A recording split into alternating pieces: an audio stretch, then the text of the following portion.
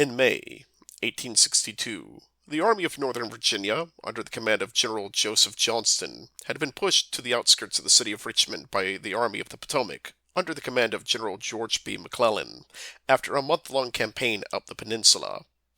The Army of the Potomac were at the gates of Richmond, the capital of the Confederacy, and were poised to conduct a lengthy siege of the city. However, before they could dream of seizing it, they would have to battle through the defensive works constructed under the supervision of Robert E. Lee, acting as the personal military advisor for Confederate President Jefferson Davis. Unbeknownst to McClellan and his men, Joe Johnston was not content to sit behind the trenches and forts. He would plan an assault of the Union forces at a small station along the Richmond and York River Railroad called Fair Oaks Station. However, a crossroads lay there, which went by a different name: 7 Pines. Johnston's plan was a complex one. He planned to have James Longstreet, D.H. Hill, and Benjamin Huger assault the Union forces at 7 Pines from multiple directions. Longstreet's division, 6 brigades strong, were expected to assault the northern section via 9 Mile Road. D.H. Hill's 4 brigade strong division was expected to assault directly from the west via Williamsburg Road, while Huger's 3 brigade strong division would assault from the south via Charles City Road and swinging northward from there. All the while, A.P. Hill's division and Magruder's division would assault towards the north of the intended target as a means of diverting troops away from the forces near Fair Oaks Station and the crossroads at 7 Pines, in order to cut them off and destroy them. However, his plans would rapidly unravel even before the battle would begin.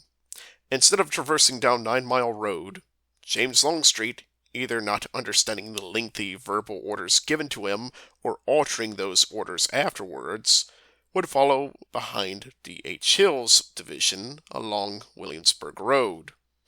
D.H. Hill's division would make first contact with the Federal pickets less than a mile west of the crossroads. Garlands Brigade, consisting of 5 regiments, the 24th and 38th Virginia, the 5th and 23rd North Carolina, and the 2nd Florida, would clash with the picket line before driving through to the 1st Federal line and breaking through that as well.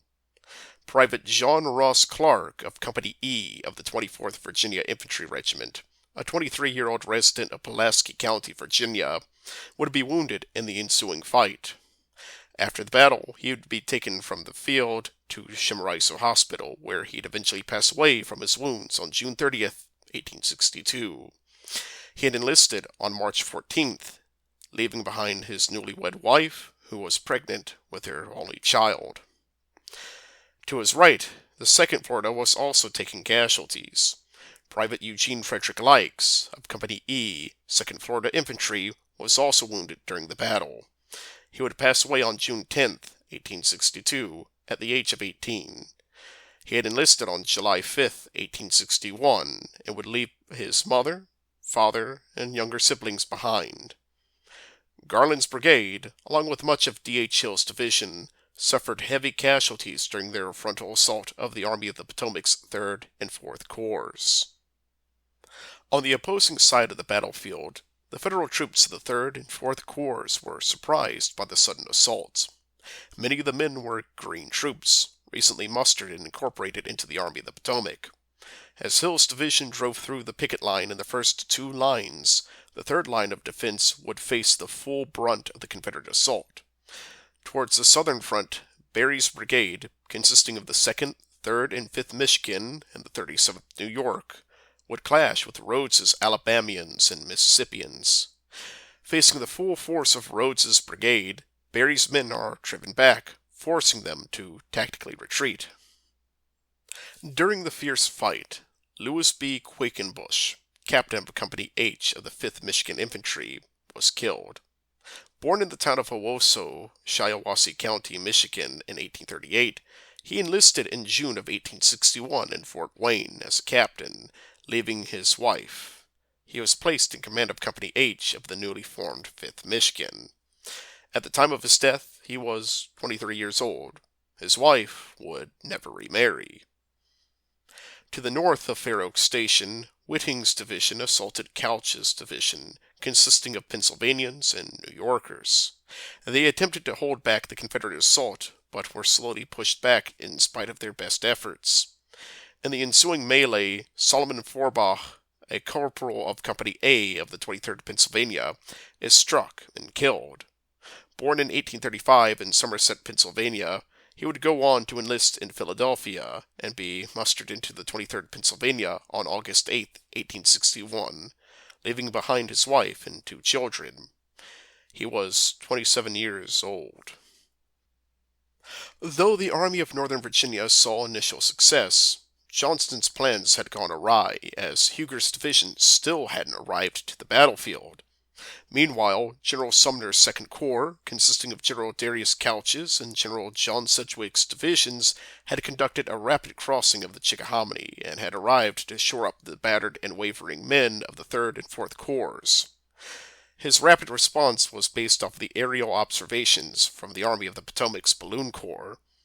The Balloon Corps, led by Professor Thaddeus Lowell, would conduct aerial reconnaissance operations by using hydrogen-filled balloons to lift up an observation team to record troop movements.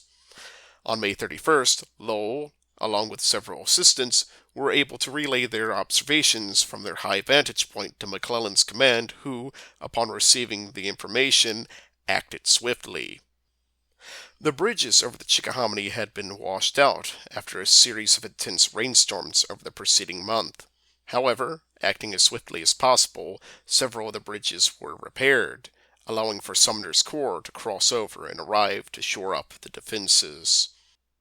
Meanwhile, Joseph Johnston, along with Robert E. Lee and President Jefferson Davis, were out with several advancing columns of troops.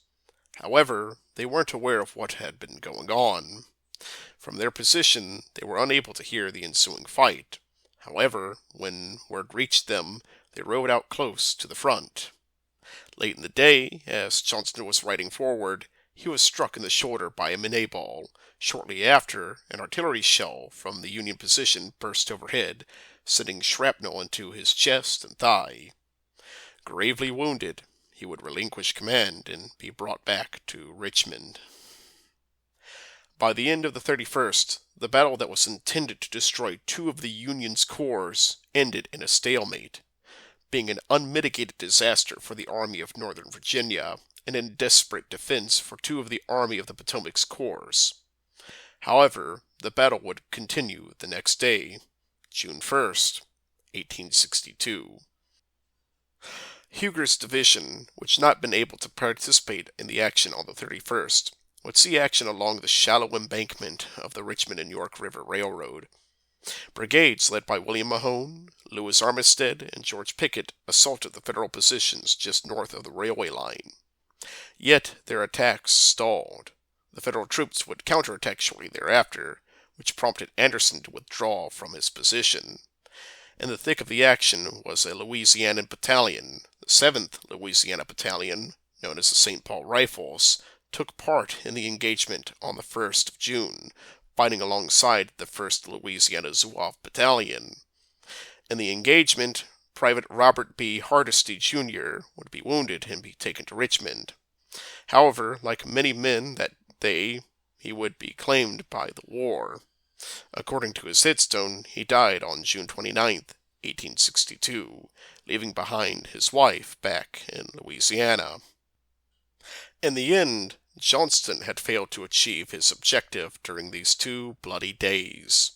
The poor coordination of the Army's units and the quick action of the Army of the Potomac prevented the Army of Northern Virginia from winning a decisive victory against the Union. Moreover, their commander, Joe Johnston, was gravely wounded, unable to lead his men. In his place, however, would be President Jefferson Davis's military advisor, Robert E. Lee, who would take command of the battered army and reshape it into a truly powerful force to be reckoned with. The Battle of Seven Pines would be a costly one for both sides. Of the 34,000 troops engaged by the Army of the Potomac, over 5,400 would be killed, wounded, captured, or missing, many of those killed or mortally wounded now lying in Seven Pines National Cemetery. The Army of Northern Virginia, which had 39,000 troops engaged, suffered just as much. Over 6,000 men were killed, wounded, or captured, over 4,700 of which would be wounded, including Joe Johnston. Many would make it through, but some, like Hardesty, Likes, and Clark, would be laid in the cold, hard ground at Oakwood Cemetery, on the outskirts of Richmond. Today, the battlefield has been swallowed up by the town of Sandston and neighboring Highland Springs.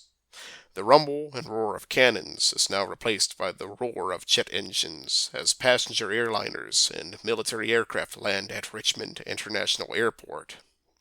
Where these men fell, homes now stand, making one seemingly forget about the atrocities of those days. And yet, there are reminders of the engagement that took place there, whether it be the Freeman markers and historic signs, or the neighborhood streets which borrow their names from the generals who fought there. Yet there remains one last piece of hallowed ground, dedicated to the memory of the men who fell that day. Seven Pines National Cemetery stands at the old crossroads and now holds the remains of the victims of those terrible days. It remains in perpetuity to their sacrifices, a final remnant of hallowed ground that was made so by these men's countless sacrifices. For as Lincoln said in his Gettysburg Address, dedicating the grounds of the Gettysburg National Cemetery, "But, in a larger sense, we cannot dedicate, we cannot consecrate, we cannot hallow this ground. The brave men, living and dead, who struggled here, have consecrated it far above our poor power to add or detract. The world will little note, nor long remember what we say here, but it can never forget what they did here."